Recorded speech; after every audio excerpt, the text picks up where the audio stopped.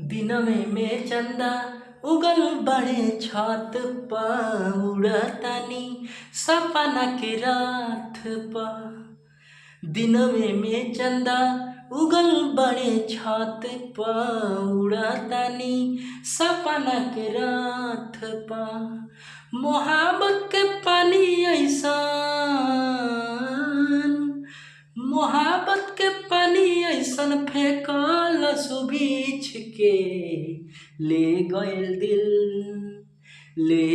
दिल अपन ओढ़नी से खींच के ले गइल दिल अपन ओढ़नी से खींच के। कौने आरामे विधना सुझावला शरीर के गोरे गोरे गाल लागे सेब कश्मीर के। कौन सूरतिया गढ़ल दिन रहे कि रात